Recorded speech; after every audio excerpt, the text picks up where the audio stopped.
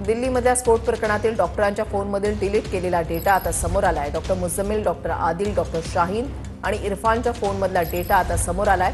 Doctor मुझम्मिलच्या mobile फोनमध्ये जवळपास 200 video मिळालेले आहेत। इस्टेशी संबंधित दहशतवाद्यांच्या भाषणांचे हे ऑडिओ व्हिडिओ मिळालेले आहेत आणि यापैकी जवळपास 80 व्हिडिओ दहशतवादी प्रशिक्षण, बॉम्ब बनवणं आणि रासायनिक अभिक्रियांशी संबंधित संशोधनावर आधारित आहेत। बुलढाण्यामध्ये विद्यार्थ्यांना स्टीलच्या प्लेटच्या ऐवजी रद्दी पेपरवर पोषण आहार दिला जात असल्याचा धक्कादायक प्रकार समोर आलाय। बुलढाणा जिल्ह्यामध्ये आदिवासी भागामधला धक्कादायक प्रकार आहे। जिल्हा परिषद शाळेमधील विद्यार्थ्यांचं आरोग्य त्याच्यामुळे धोक्यात असल्याचं पाहायला मिळतंय। या शाळेमध्ये काल काही समाजकंटकावर माझ्याकडे पण तो व्हिडिओ आला। अक्षरशः विद्यार्थी खिचडी खात असताना कागदावर खिचडी दिली जाते, कुत्रे डुकरं हे सर्व या शाळेची पूर्ण दुर्व्यवस्था करून ठेवलेली आहे आणि इथं पहिली ते 5वी पर्यंत शाळा आहे। दररोज रद्दीवरच दिल्या जातं। दररोज रद्दीवरच दिल्या जाते, कारण की जे मुलं आहेत शाळेत त्यांचे आई वडील हे गरीब घराण्यातल्या आणि ते शेतीत जातील की यांच्याकडे लक्ष देतील, हे जबाबदारी या शिक्षकाची आहे। तुमची काय मागणी आहे? माझी एकच मागणी आहे की बाई कागदावर खिचडी जे खाऊ घालत आहे शिक्षक, या शिक्षकांवर कारवाई करण्यात यावी। नाशिकच्या गंजमाळ परिसरामध्ये 10 ते 12 घरांना आग लागली। अग्निशमन दलाच्या 8 ते 9 गाड्या घटनास्थळी दाखल झाल्यात। अनेक नागरिकांच्या संसार उपयोगी वस्तूंचं मोठ्या प्रमाणामध्ये नुकसान झालेलं आहे।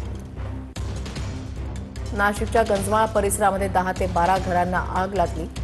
या आगीमध्ये घरांचं मोठं नुकसान झालं। अग्निशमन दलाच्या गाड्या या ठिकाणी पोहोचल्यात।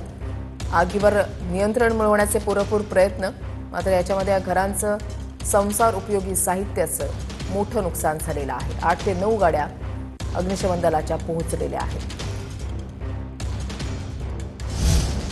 गुजरातमधील बिबटे महाराष्ट्राच्या सीमेवर आणून सोडलेले आहेत। खासदार निलेश लंकेंचा दावा आहे, गुजरात महाराष्ट्र सीमारेषेवर असलेल्या सापुतारा भागामध्ये हे बिबटे सोडले जातात आणि या भागातून ते महाराष्ट्रामध्ये प्रवेश करतात, असा दावा निलेश लंके यांच्याकडून करण्यात आला आहे।